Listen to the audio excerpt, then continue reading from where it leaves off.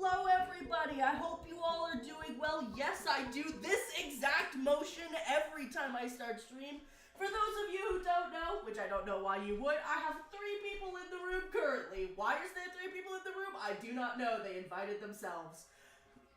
So if you hear anybody else in the room, just know that's why. We're collabing with Dan today. He's saying hello to his chat. I'm sure I'm on his screen. But hello, Amanda. Nice to see you. God, it sucks a Twitch chicken butt. Yeah! I beat the knight twice. It was a pain in the ass. I'm going to swap over to the chatting screen where Dan's being hidden. I'm having issues with chat at the moment. Don't mind the fuckery. I have to fix it. Actually, we're just gonna oh my goodness, we're just gonna do that. There we go. Dan's currently saying hello to his people. We're doing 2 episodes of the Magnus Chicken Girona. We're doing 2 episodes of the Magnus Archives today. We're doing a short stream since it is super late for Dan. I'm just waiting for the indicator that we are okay on Dan's end for me to unmute him. I'm ready! There we go. You are heard on my end. Know. Yes, and you are heard on mine. Yay! But yes, we are going to be doing 2 episodes today. We're doing Alone and we're doing Piecemeal. The trigger warnings are at the top of the chat. Yes. There is some guy that sucks at Twitch in someone's channel. I think they're in your channel. Chicken Halona. Oh, Azan. I didn't say anything there, but it's 100% spell learned if blue full party. What? Oh, interesting. Sorry, something we were doing earlier. We were on Final Fantasy 14 and we were trying to do or like learn the blue mage spells to prepare for Friday's stream. But okay, they also synced. Okay. But we're still getting it unsynced, so it's fine. I'd rather do it unsynced because it's quicker. Anyway, moving on. Sorry about that, Rune. Hi, Okay. hello. Hi. Hi! How are you? I'm good! I was telling my chat how I have 3 people in the room because they've all decided to invite themselves. I could kick them out if I really wanted to, but as long as they are generally quiet, I don't see any harm in them staying. You're like holding back a laugh right now. I love it. Well, I mean, 2 of them are cuddling over there on the couch. The other is hovering over my shoulder. Gosh. Rune has guests. I do. My mom invited my family over, and I didn't know until last minute. I'm like, Mom! Okay. So because we're on a tight schedule, I'm going to say we jump into episode 13 ASAP. Would you like to count us down? Yes. We're ready to start. I just got to make sure my thing is all fixed. Hello, Hi, Ottercon. Bale. Welcome in. Don't forget to get your daily coins, everyone in chat. I need to get my daily coin. I'll do that while we're listening to the episode. Okay. I am ready. Okay. Are you ready? 3, D. 2, 1, go. Spooky Scary Podcast time. Scary skeletons. I'm gonna redo my daily coin. That's coming up. It's actually 2 months till Halloween starts. Rusty Quill presents the Magnus Archives. Why You're Bob? slightly ahead of me, but okay. That's fine. Probably my second or whatever. Yeah, it Close is. enough. It is. It's fine. It's fine. Episode 13. Alone.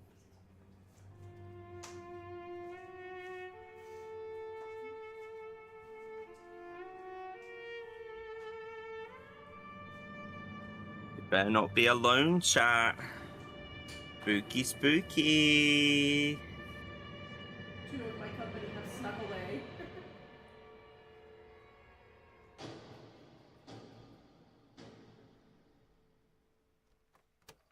Right, let's try this. Really? Does that thing even work? It must be 30 years old. I know, but we have previously had Wait, success what? using it to record statements that our digital recording software struggles with. Yeah, well, that's one way to put it. You need to get some better equipment. Believe me, I have been trying. Still, tape recorder seems to work fine as a backup, and I can have it transcribed later. So for now, if you'd be so kind... You're serious? You actually want me to tell my story into that rattling piece of junk? I see why no one takes you guys seriously. You're under no obligation to speak to us. It's okay. I guess I'm just desperate. The last paranormal investigator I went to Desperate. laughed at me when I suggested talking to you. Still, I guess you have to believe me. Something like that. Okay. From where we left off? Probably best to start over. Name, date, subject, etc. I'm not optimistic that any of the previous recording will be salvageable. Fine. My name is Naomi Hearn, and I'm making a statement about the events following the funeral of my fiancé, Evan Lucas. The date is the 13th of January, Right. 2016. I fixed it. To be honest, I'm not even sure I should be here. What happened was weird, and alright, I can't think of a rational explanation for it, but I was distraught. I still am. I should go. I probably just imagined the whole thing. He's gone, and that's all there is Did to we it. listen to this That's one? certainly possible. It might all No. be in your head. Okay. Though there is No, because this is our very first time we've had That an could be... additional person talking. I don't know. Okay. That's what caught me off guard. I just don't know what to think. Take This it. one's ringing as I've Wait, where are you going? recently I listened was to going it to episode. give you some privacy while you make your statement. Okay, it's just... Okay. Could you stay, please? I don't want to be alone. Very well. Let's start from the beginning. All right. I guess the beginning would be when I met Evan. I've never really been the social type. I've always been more comfortable alone, you know. My father died when I was 5 years changed. old, and my mother spent so much time working to keep us fed that I hardly ever saw her.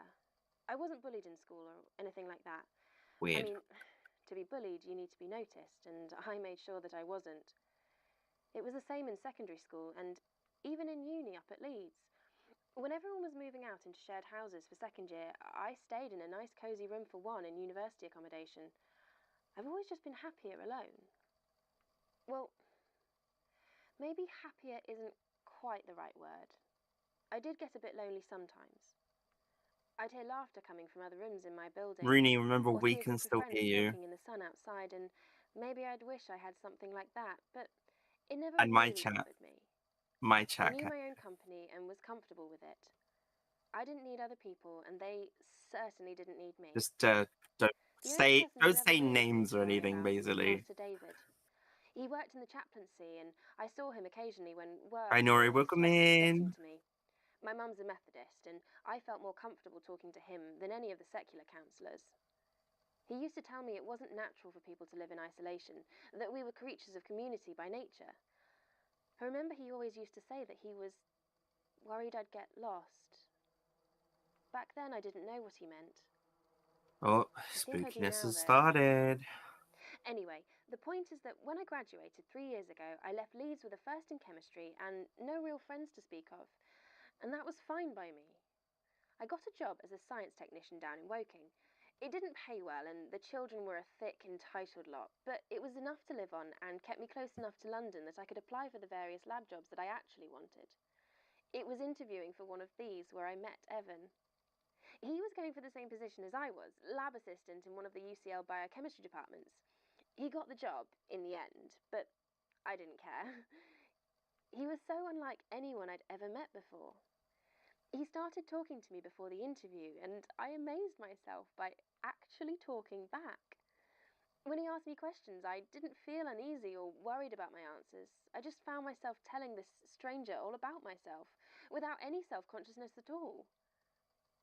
When he was called in for his interview, I actually felt a pang of loss, like nothing I've known before. Hi, All Matham. for a stranger who I'd barely met 10 minutes ago.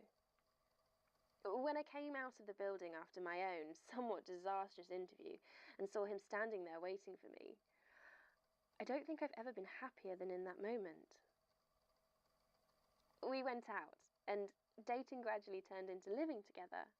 I'd had 2 boyfriends in the past, both short-lived relationships that ended abruptly. In both cases, they said it was because they never really felt like I wanted them around, and looking back, that was kind of true. With Evan, it was different.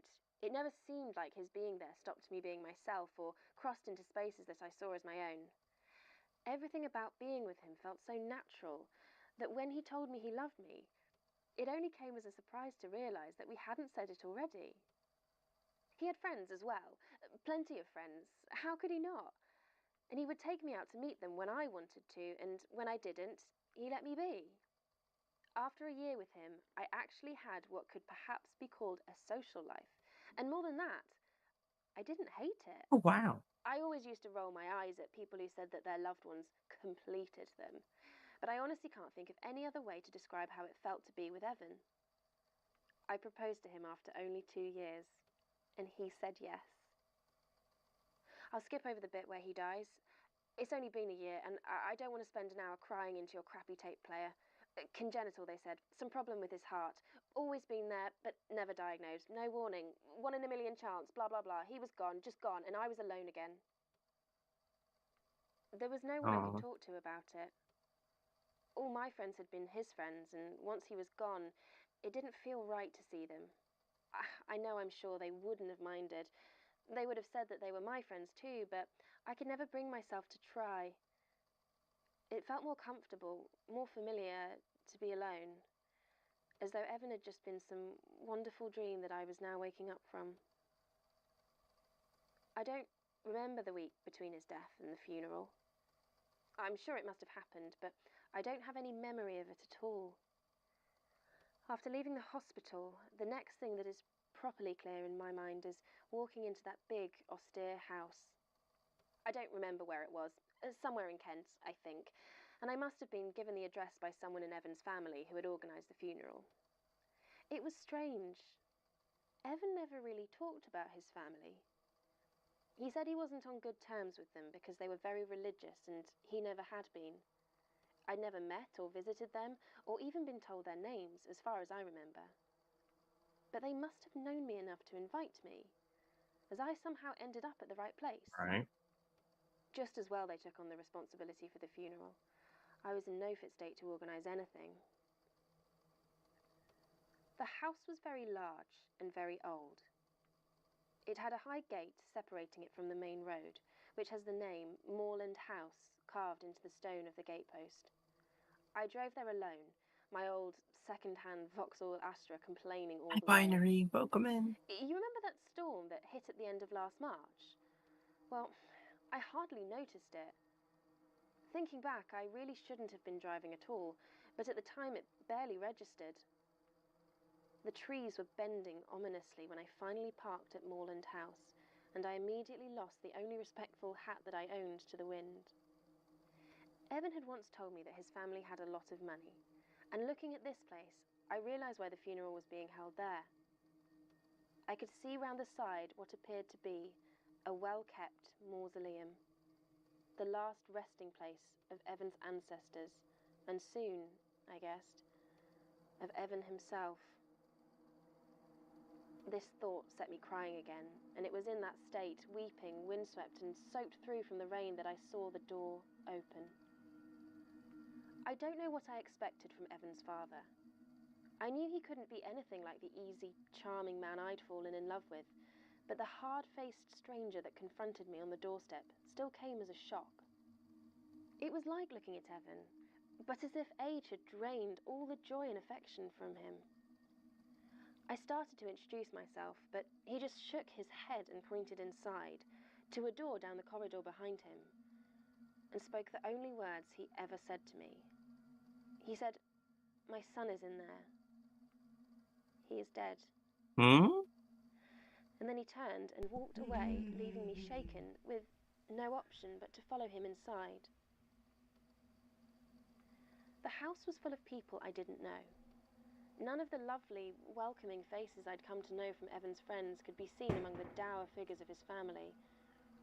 Each wore the same hard expression as his father, and I might have been imagining it, but I could have sworn that when they looked at me, their eyes were full of something dark. Anger, maybe? Blame? God knows I felt guilty enough about his death, though I have no idea why. None of them spoke to me, or to each other, and the house was so quiet and still that at times it seemed like I could hardly breathe under the weight of the silence. Finally I came to the room where he was laid out. Evan, the man I was going to marry, was lying there in a shining oak casket that seemed too big for him somehow. The coffin was open, and I could see him, dressed in a perfectly tailored black suit. I realised I had never seen him wear a suit before. Like everything else in his death, it seemed utterly alien to the life that he had created for himself. This is I so remember going to my strange. father's funeral Hearing when I was someone very young. else. I remember You get seeing used him to it. lying there after the undertakers had done their business. My father had looked serene, peaceful, like he had calmly accepted the reality of his passing. It had comforted me as a child, though it had done little to blunt the acute sense of loss that I felt. There was none of that on Evan's face. In death, he seemed to have that same hardness and reproach that I saw on every one of the silent family that claimed him for their own. I don't know how long I stood there. It felt like seconds, but when I turned around, I almost shrieked to see dozens of black-clad figures stood there, staring at me. The rest of the Lucas family were standing, waiting without a word, as though I was between them and their prey. Which I suppose, in some ways, I was. Finally, an old man walked forward. He was small and hunched with age, his black suit hanging off his body like sagging flaps of skin. He spoke. "It's time for you to leave. The burial is a family affair. I'm sure you want to be alone." I tried to reply, but the words stuck in my throat. They stood there waiting for me to respond or to leave, and I realised the old man was right. I did want to leave, to be alone. I didn't care where I went, but I had to go, to get away from that awful place with its strange, quiet watchers. I ran past them and out into the storm. Inside my car, I just turned on the engine and began to drive. I didn't know where I was going and could barely see a thing through my tears and the driving rain, but it didn't matter. Just as long as I kept going, as long as I didn't have to stop and think about what had just happened. Looking back, the only thing that surprises me about the crash is that it wasn't bad enough to kill me. When I became aware of myself again, I realised I was in the middle of a field, quite a distance from the road. The tracks behind me Oh. showed where I had skidded into the dirt. Luckily, I hadn't hit anything or flipped over, but smoke billowed from the engine of my poor old Astra, and it was clear I wasn't going anywhere. It was dark, and the time on my dashboard said 12 minutes past 11. My phone said the same thing. I had arrived at Moorland House at 6 o'clock, as instructed. Had I been driving for hours, or had I spent even longer with Evan's body than I thought? I hadn't hit anything, so I couldn't have been knocked unconscious. Had I just been sitting there in my smoking car all that time? It didn't matter. The rain was beating down hard and I needed to get some help. I tried to call the emergency services or use the GPS on my phone, but the screen just said no service. I took a deep breath, trying to stifle panic, and got out the car. I was soaked through in less than 10 seconds as I struggled through the downpour towards the road. I could hear no sound except for the howling wind, and there were no headlights anywhere to be seen. Having no idea where I was, I made the decision to turn right and began to walk. I tried to use my phone again, but as I reached into my bag, I realised how much of the rain had soaked through. Pressing the power button only confirmed what I already It's suspected. terrifying. My phone wasn't working. Anger washed over me, and all the bitterness and rage that had been building over the worst days of my life surged through me, and I threw the useless lump of plastic on the ground. The corner shattered as it hit the road, and then it bounced off the side and disappeared into the thick mud. I suddenly felt very cold as I stood there in the road, rain beating down, tears flowing freely, and utterly alone. I kept walking, desperately hoping to see headlights in the distance, but there was nothing but darkness and the steady pounding of the rain on miles of empty countryside in every direction. I didn't have a watch, so without my phone, I have no idea how long I walked. The cold bit into my soaked funeral clothes, and I shivered, falling to my knees and just about giving up. No cars were coming, and I didn't have the first clue where I was going. It was then I noticed that the rain had stopped. Wiping the tears from my eyes, I saw that a fog had gathered around me, and I could no longer see more than a few feet in front of me. I kept walking, though, as the clinging mist made me feel somehow even colder. The fog seemed to follow me as I went, and seemed to swirl around with a strange, deliberate motion. You'll probably think me an idiot, but it felt almost malicious. I don't know what it wanted, but somehow I was sure it wanted something. There was no presence to it, though. It wasn't as though another person was there. It made me feel utterly forsaken. I started to run, following as much of the road as I could see, in the hopes of getting to the other side, but there seemed to be no end to it. I don't know exactly when the hard tarmac of the road became dirt and grass, but I realised after a few minutes that I had strayed off the path. I tried to backtrack, but it was gone. All that remained was the fog and the skeletal outlines of half-glimpsed trees. The dark lines of them bent away from me at harsh angles. But if I tried to approach them, then, rather than becoming clearer, the trees would disappear back into the hazy night and I would lose them. Kneeling down, I was surprised to realise that the ground I was now standing on was not wet. The hard-packed earth was damp from the creeping mist, but it did not appear to have been rained on. The despair I felt was quickly turning into fear, and I kept moving forward, further into the fog. I realised afterwards that the night should have been far too dark to see the fog. There were no lights there to show it, and the moon had been shrouded in storm clouds all night. But despite this, I could clearly see it. Shifting, slate grey and smelling of nothing at all. As I walked, I saw more shapes nearby.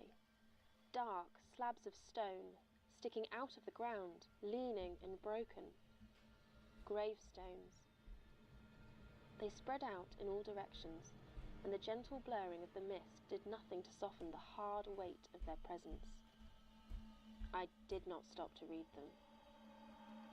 I kept moving until I reached the centre of what I can only assume was a small cemetery, and there I found a chapel. The top of its steeple was lost in the gloom, and the windows were dark. I started to feel relief, as though I might have found some sign of life at last. I began to circle it, moving around to where I assumed the front doors were. As I went, I noticed that there was stained glass in the windows, but without any light from inside, I couldn't make out the design. Finally, I came to the front of the building, and I almost lost hope. Wrapped around the handles of the entrance was a sturdy iron chain. I would find no sanctuary here. I came very close to making a rash decision at that point. I started to shout, to scream for help, but the sound seemed muffled and disappeared almost as soon as it left my throat. No one heard me, but I continued shouting for some time, just to hear the noise, even if it did seem to die as soon as it touched the fog. It was useless, though, and as I finished, I felt the prickling Add time. damp flow in Good and luck out of there. my lungs. It was cloying and heavy, and I decided I had to do something. I started to look around the ground for the heaviest rock I could find. I was going to get inside that church, even if I had to break a window to do it. Anything to get out of the fog. I was sure that eventually someone would find me. I noticed that one of the graves had been slightly broken by age, and a small chunk of it could be seen on the ground. It had an engraving of a cross on it, and the weighty lump of stone now lay embedded in the graveyard soil. I bent down to lift it, but as I did so, I saw something that froze me in place. The grave was open, and it was empty. Oh, Christ. It wasn't Yippee! dug up, exactly. The hole was neat, square, and deep, as though ready for a burial. At the bottom there was a coffin. It was open, and there was nothing inside. I backed away and almost fell into another open grave behind me. I started to look around the cemetery with increasing panic. Every grave was open, and they were all empty. Even here, among the dead, I was alone. As I stared, the fog began to weigh me down. It coiled about me. Its formless damp clung to me. Hi, and began Fernando. to Welcome drag me in. gently, slowly towards the waiting pit. I tried to back away, but the ground was slick with dew and I fell. My fingers dug into the soft cemetery dirt She as I fell. looked around desperately for anything I could use to save myself, and my hand closed upon that heavy piece of headstone. It took all my self-control to keep a grip on that anchor as I slowly dragged myself away from the edge of my lonely grave. Flowing around me, the very air itself willed me inside, but I struggled to my feet. The image of Evan's family suddenly came into my mind, and I vowed to myself that they would not be the last human contact I ever had. I looked towards the chapel and saw with a start that the door was now open, the heavy chain discarded on the steps in front. I ran to it as quickly as I could, crying out for help, but when I reached the threshold I stopped and could only stare in horror. Through that door, where the inside of the chapel should be, was a field. It was bathed in sickly moonlight, and the fog rolled close to the ground. It seemed to stretch for miles, and I knew that I could wander there for years and never meet another. I turned away from that door, but as I looked behind me, I could have wept. Beyond the graveyard's edge lay that same field, stretching off into the distance. I had to make a choice, and so I began to run from that chapel, into the field behind me. I nearly fell into a hungry grave, but kept my balance well enough to get beyond them. The fog seemed to be getting thicker, and moving through it was getting harder. It was like I was running against the wind, except the air was completely still. I could hardly breathe as I inhaled it, and then, as I found myself in the middle of that open, desolate field, I heard something. It was the strangest thing, but as I tried to run, I could have sworn I heard Evan's voice call to me. He said, "Turn left." Great. Awesome. That's it. That's all he said. I know it And sounds ridiculous, but that's what he told me to do. And I did it. I turned sharply to the left and kept on running. And then, nothing. That's when the car nothing. hit you. Did you get? Yes. Oh. I remember a second of headlights and then nothing until I woke up in the I hospital. have a theory. I see. But I can't tell. So what do you think? Oh, you're back. When did you get back? Well, we'll need to do some investigation into a few of the details that you raised. But at first impressions, I'd say it was only real insofar as trauma can have a very real effect on the mind. Beyond that, it's difficult to Don't prove either way, dismiss her but I would experience, suggest you please. leave the stone with us so we can study it. And it would likely Oh, help thank you with for the past follow, unpleasant Digimon. Welcome in. Sometime with a more qualified care professional might Right. also... I don't know what I expected, really. We'll let you know if we find anything. Oh, John's this not is ridiculous. known for I can't having believe tact. I've wasted my time. Statement ends. No, he's just an absolute arsehole. He is an We did as asshole. much follow-up as we were able, which admittedly wasn't a lot. Evan Lucas did indeed pass away from heart failure on March the 22nd, 2015. Oh my god, Nora, His body 90 was taken by his streak. family for burial. Dang. All Ten requests to the to Lucas God. family for information or interviews have been very firmly rebuffed. At roughly 1 in the morning, on the 31st of March, Thank you for the Ms. care Hearn was involved in a package. I collision shall with have a one sippy. Michael Getty.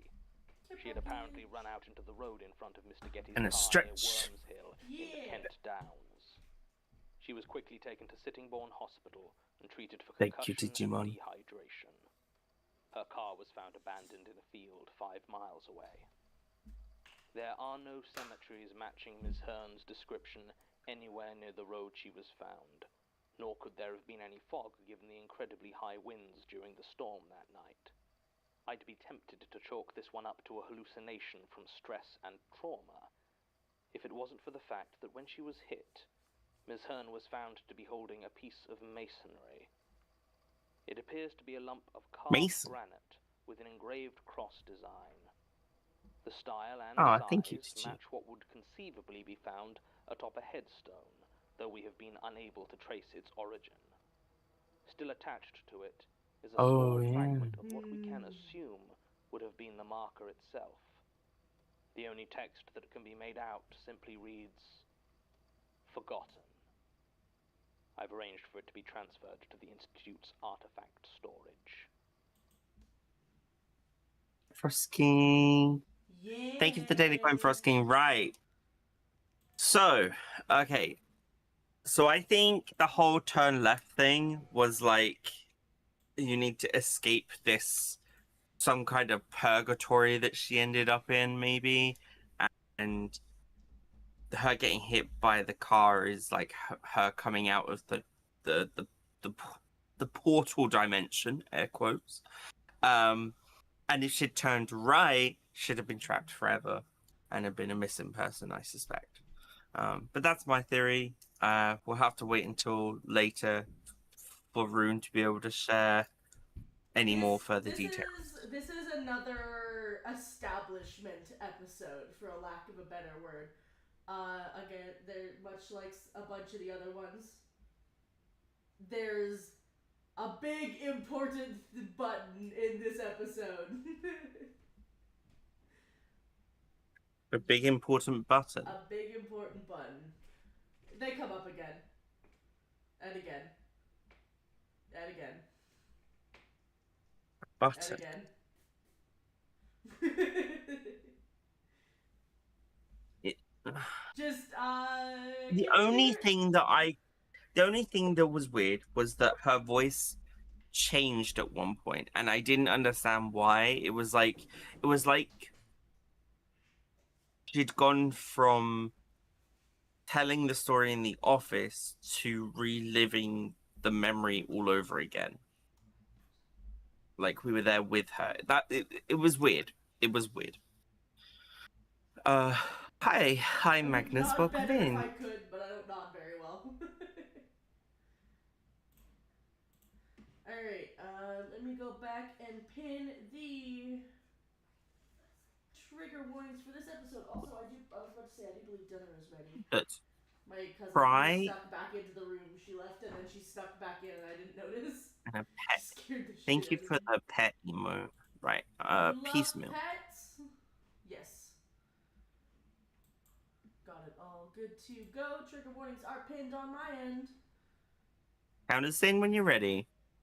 3, 2, 1. I'm gonna go grab dinner. Oh. Hey, enjoy your dinner. I'm gonna go grab it. I'll leave really quick.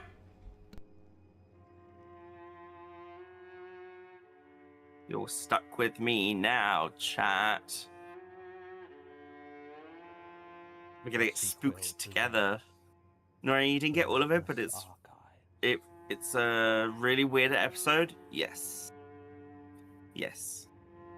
There was a weird shift in terms of like the presence of the storyteller.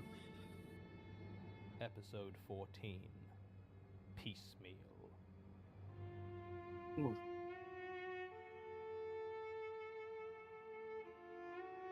I was gonna turn it up, but then I realized the big banging's about to come, so I shouldn't. There it is. Here it comes.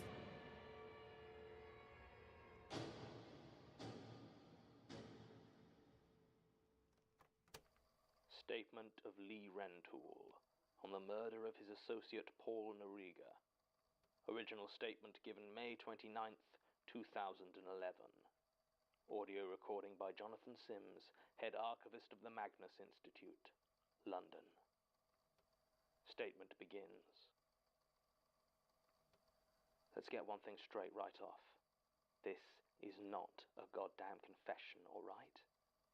If you go to the police with this, I will deny every word, and I know enough about the law to know that even if I spill my guts to you about all the horrible things I've done, it will count for nothing in court. So It's weird. not like you'll even be able to help me. My mate Hester said he came to you a few years back, been seeing ghosts and that, and you guys looked into it and told him it was some sort of noise messing with his head, infrasound or something, and he's fine now. Wait, hang on.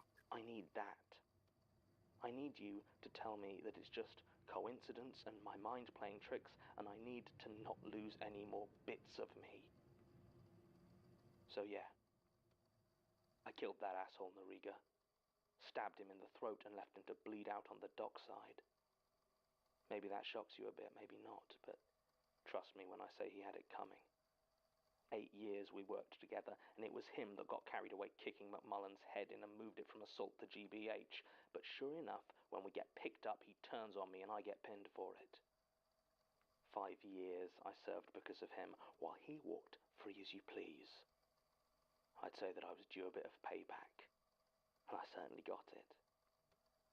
It wasn't my first choice, though. I'm not stupid, and parole keeps you on a short enough chain that slitting Noriga's throat was not my top priority. Don't get me wrong, it was something I'd been itching to do for 5 goddamn years, but I wasn't in a rush.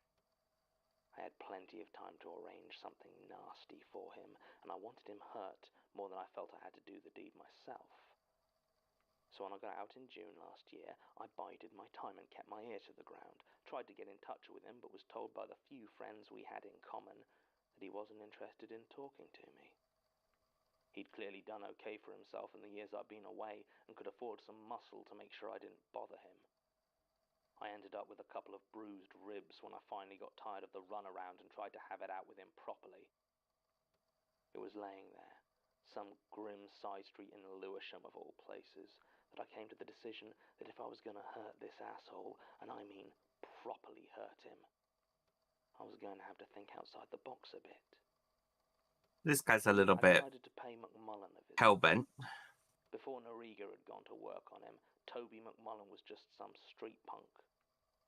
These days, Okay. he was just a street punk who had trouble turning his neck. I've met plenty of born losers in my time. I mean, it's kind of a given in this business, but I've never met someone so intent on being a screw-up as McMullen. When Oh, I saw should him, do he was this, high as a actually. kite and barely knew I was there, but you bet his eyes lit up when I mentioned Paul Noriga.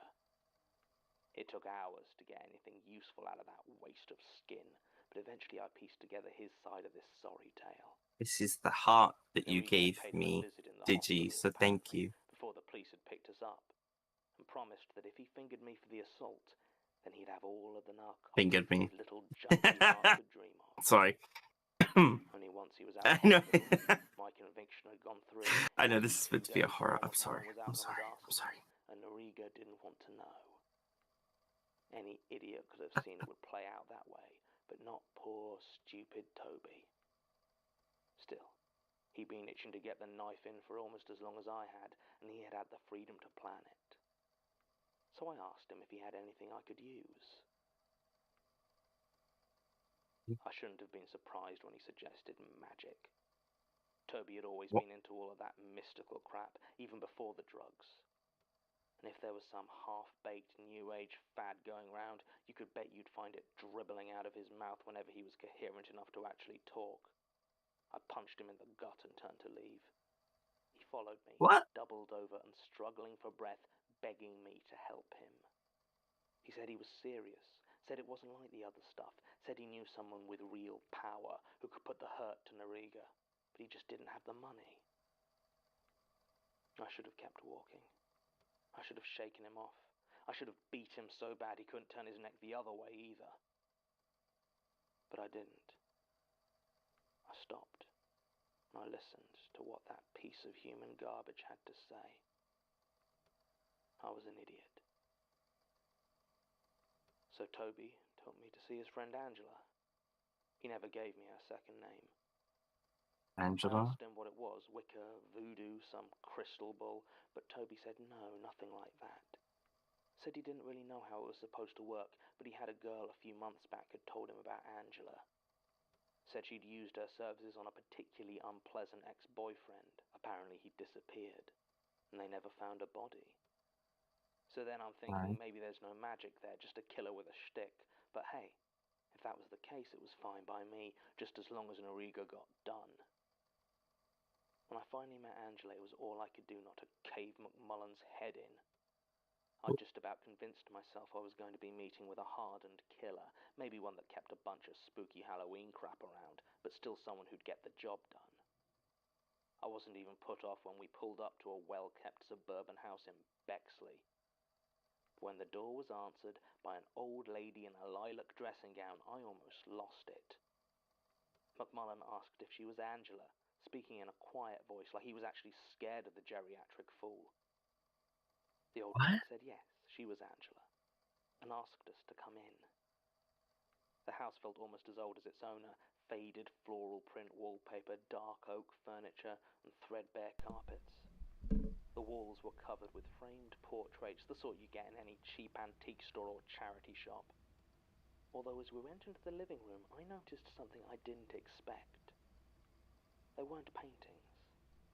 They were jigsaw puzzles, each completed and framed. And sure enough, when we sat down on the worn cloth sofa, there in front of Angela was another jigsaw, half finished. I've got no problem with the elderly, and if they want to throw away their last years putting together a damn picture, then I'm sure not going to stop them. But it wasn't exactly going to kill Noriga, was it? I was so angry at this massive waste of my time that when she offered us a cup of coffee, I almost put McMullen face first through the glass table in front of us. I grunted something which Angela apparently took as a yes please, and so a few minutes later there I was drinking instant coffee from a chipped mug that this doddering old ass clearly hadn't thought to wipe the dust off of. When she asked if I wanted Paul Noriga dead, Yeah, this guy's an ass. I nearly choked. She asked it very matter-of-factly, like it was a question on some form she knew the answer to but had to fill in anyway. I glanced at Toby, who nodded at me, and I thought, what the hell? I might as well play along. So I said yes. Yes, I did want him dead. And more than that, I wanted him to suffer. Angela smiled when I said that, a warm smile that suited her round face, and said that that wouldn't be a problem. I started to explain the situation, but she waved it away and told me that Toby had filled her in on all the details, and that there was just one thing she needed from me that he couldn't provide. What was I started that? to tell her that I wasn't paying for someone's grand to take out a hard case like Noriga, but she said no. She wasn't after money. She said that she was well compensated for the service she provided, and that all she needed from me was an object. Anything that I had taken from Noriga. Not a gift, she said, staring into my eyes with a look that I recognized from years of working with very unpleasant people. It wouldn't work if it was a gift. Right. At this point, I was starting to feel uneasy. Not scared, all right? I wasn't scared of this old woman, but being around her was bad. I don't know how else to say it. She was bad. You've got to understand, I know dangerous. I understand dangerous. Hell, I am dangerous. This was something else. But I wanted Paul Noriga dead so badly. 5 years ago, just before we'd been picked up by the police, I'd borrowed his lighter. It was a battered old Zippo, used to have a picture of a topless woman on it, but now that was almost worn away. After he turned on me in questioning, I didn't feel much like returning it to the treacherous backstabber, so I held on to it. I hadn't thought much of it, but here it was, still in the pocket of my jacket all those years later. I handed it to Angela and she gave me that look again and told me that it would work just fine. And then we left. Angela told us not to worry about it, that Paul Noriga wasn't going to be bothering us for much longer. We just had to wait until she was finished. Yeah, no, it What exactly does. she didn't say, she didn't need to. What does We that knew whatever do it was, we were probably from better off not Breaking knowing. Bad, the main character? Oh, The waiting grew Saul harder. Goodman. After he'd had me roughed up, it seemed like Noriga had decided I wasn't worth worrying about. I'd see him walking those streets like he owned them, his pair of leg breakers in tow, and I knew there was nothing that I could do about it. He knew it too. So I waited. And I waited. I waited for the shot, or the knife, or the poison, or the whatever would end him for good. It never came. Days turned into weeks, and there he still was, as cocksure as ever. I was patient. God, I was patient. But after 3 weeks, I had almost written off that useless old bag as a time-wasting conjurer. Yeah. I was going to give her one more week. Just one. But then something came up that I couldn't ignore. Word came down that Noriga was meeting someone at the docks, some fence by the name of Salesa. The man dealt mainly in stolen art and curios, valuable stuff, and was paranoid as hell, which meant Noriga was going to be there alone. It might have been a trap, sure, but I'd been sitting on my ass waiting for him to magically drop dead for so long that if there was even a chance it was on the level, I had to take it. Turns out it was true, and went off smoother than I could have hoped for. I found the warehouse a few hours before the meet and staked out a good spot. Then I waited. Salesa turned up first, a big Samoan guy with close-cropped hair, flanked by 4 men in dark suits, who carried a square wooden crate between them. They went into the warehouse and, sure enough, 5 minutes later there he is, that snake. He was alone and seemed to be limping slightly. He headed inside through the same door, leaving it unlocked. Where crate? Is that the coffin? There was no point me going in yet. I wasn't You'll find out. keen to get my head kicked in by Salesa's goons, so I just watched. My hand gripping the hilt of a combat knife I bought at an army surplus store I know is happy to sell off the books. It was almost an hour later that Salesa and his men left, still carrying that box. They didn't look happy, but I could have given a damn. As soon as they were round the corner, I headed inside as quietly as I could. And there he was, leaning up against a pile of bricks, smoking. I started to move towards him, but as I got near, he must have heard me and turned around. He started to say something about reconsidering and lowering the price when he realized I was not Salesa. Then a look passed over the face of Paul Noriga. Auriga that I will treasure forever. No matter what happens to me, the memory of that look of panicked terror will stay with me. He turned to run, but whatever was wrong with his leg meant he tripped over the bricks instead. I grabbed Oh, him by the great. collar, my knife already out, and dragged him up. I had always been the stronger of the two of us, and he knew he couldn't fight me. Holding up his hand, he begged me to wait, to listen. I noticed that his hand was missing a couple of fingers, old wounds that had long healed over, though I didn't remember seeing them before. It didn't matter. I could hear the blood pumping in my head, and nothing was going to stop me taking my revenge. He begged for mercy as I plunged the knife into him once, twice, 3 times, again and again and again. I Gosh. stabbed that backstabber until finally Jesus Christ. Yup. he landed on the floor hard, dead weight, his head making This is why he was like, anything I say you can't pin on me, blah blah blah at the start. Yeah. Around his body. He's literally confessing to a murder. As the rage started to fade and my breathing returned to normal, I took a second to look over poor dead Paul Noriga and saw something that seemed to have been knocked loose when his head hit the bricks. Picking it up, I saw it was a glass eye. I looked back at the corpse and sure enough there was a gaping hole where his left eye should have been. When had that happened? He certainly had both eyes when we had worked together, and all 10 fingers as well. He'd also had all his teeth, where now I saw gaps Glass all over eye. that dead, smiling face. I shivered, though I don't know His, why. his body is rotting. I won't go into detail about how I went about disposing of the body. Just trust me when I say that even if the cops did find any piece in Auriga's corpse, they wouldn't be able to pin it on me. And life went on. His boys did come looking for me when their boss didn't return, but I knew to lay low for a while, and soon enough they realized that if he was gone, they weren't getting paid either way and moved on. And so I had my revenge. And that should have been the end of the story. But it wasn't. It was What's not? 5 days after I killed Noriga that I found the first package. I was on Tottenham Marshes near the reservoir. I think so, Nora, yeah. That's my theory. To a metal bridge over one of the streams there.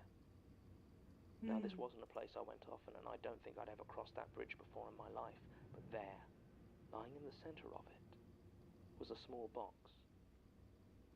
It was wrapped in brown paper and string, like an old-fashioned Christmas present, and had my name printed on it in clear letters. Lee Rentoul, for immediate consideration. Obviously, I was a little bit freaked out at this, but not as freaked out as when I opened it. Inside was a black cardboard box, full of cotton wool, and a single severed finger. It was obviously some sort of threat. Some punk reckoned they could put a scare on me. No chance. I threw the finger into one of the canals and set the box on fire before throwing it in a bin. I headed home quickly, keeping my attention all around me and my hand on my knife. I was so busy looking behind me I didn't see the hole in front of me, and I tripped. As I fell Of forward, course you did. I felt a hot pain in the hand that had been on my knife. You guessed it. Falling had caused the blade to slice clean through my little finger. I'm not too proud to admit that I screamed at this. I tore up my shirt trying to make a bandage to stop the bleeding, at least until I could get to a hospital. But as I began to wrap it up, I noticed that it wasn't actually bleeding. The wound was closed. It had healed, like it had happened years ago. Okay. I didn't know what to think. I didn't know what to do. So I just went home. I wasn't getting my finger back, so I figured I could try to deal with it after a decent night's sleep. There was another box at my flat. Same as before. This one contained 2 toes. I tried to ignore it and keep my foot well away from any knives, but I was trying to adjust the settings on my flat screen when it fell off the wall, hit my right foot, and, well, have you figured it out yet? Lost 2 toes. That was 2 weeks ago. Since then, I lost 4 more fingers to accidents, most of my toes. This eye I managed to put out on a goddamn fence post. I've lost count of the number of teeth gone, and believe me when I say that you don't want to know how I lost the hand. Each time, a box wrapped in brown paper. Lee Rentoul, for immediate consideration. I've tried everything. Once I thought I managed to outsmart it, spent the day in my bedroom, nothing sharp, no edges. I'd taken out everything except the mattress. It didn't matter. I woke the next morning with an agony in my foot far sharper than any knife could cut. And the big toe missing, just like the one I'd received the morning before. Oh my I knew god. it was Angela. Of course I did, I'm not thick. Whatever curse she'd laid on Noriga must have passed to me. I went over there, you know. Went to confront that old... That's not going to go And you know well. what happened? She let me in. She was nice, civil, offered me another cup of coffee. I told her where to stick it. Demanded, asked, begged her to stop whatever was happening to me.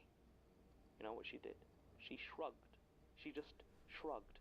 Told me that some hungers are too strong to be denied, whatever the hell that means. So I went for her. I was gonna strangle the life out of that curse-flinging bag of bones. But as I reached for her, I don't know. I don't know what happened. I know that's how I lost the hand. I Oh. know I Add time. chewed it off. Good luck out there. What? Look, it doesn't matter. He I just chewed need his your own help. hand I off. need this to stop. I don't know how, but this is your area, right? This is what you do. You look into this weird ghost crap, right? Well, this is the definition of weird ghost crap, and I need you to help me. I need you to save me from whatever is happening. I don't have much time. I got a box this morning, a few hours before I came here. It was a tongue. Oh my Statement god. ends. It doesn't look like this case was ever properly followed up. According to the supplementary notes, shortly after making his statement, Mr. Rentoul became violent towards Institute staff, and in the ensuing incident there was an accident. No Oh my details god. are given, but apparently it required Mr. Rentoul's hospitalization. I'm reminded of a somewhat tasteless joke about loose tongues. He did not return to the Institute afterwards, and his statement was archived. According to the arrest records Sasha uncovered, Mr. Rentoul was telling the truth about the somewhat checkered past of himself and his associate, Paul Noriga, with extensive files on both of them. The last listed interaction between the police and Mr. Noriga is 2 months before Mr. Rentoul's statement, and since then, no sign can be found of him in police records, or indeed anywhere else. I sent Martin to look into this Angela character.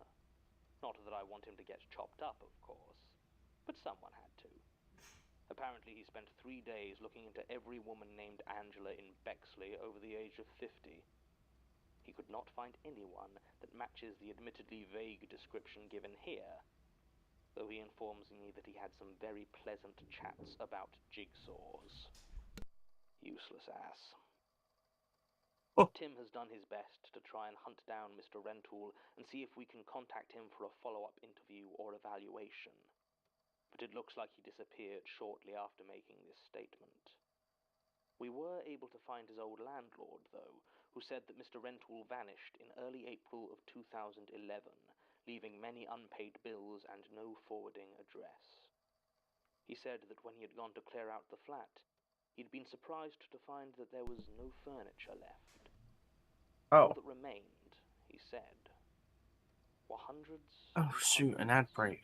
of small cardboard boxes. Recording ends. Wah, wah, wah. This one I don't really have much to say about. It didn't really give off like it doesn't really link into anything else we have learned so far other than the box in the warehouse. And that's it. So yeah, nothing for me to share here. Yeah, this is one of those ones that's filler episode. It's not a filler episode. It's one of It those felt like ones it. that, because this is a horror podcast, but specifically the way it interacts with fear, there are just some that aren't gonna freak people out and some that are. It's just kind of how that goes. Like this, it'll make more sense down the line. Okay. Well, we're gonna finish here for today, everyone. Yes. But next time we've got Lost John's Cave Which is the is next an one, amazing one. and then it goes into some spooky ones. Which Yay! sound horrible.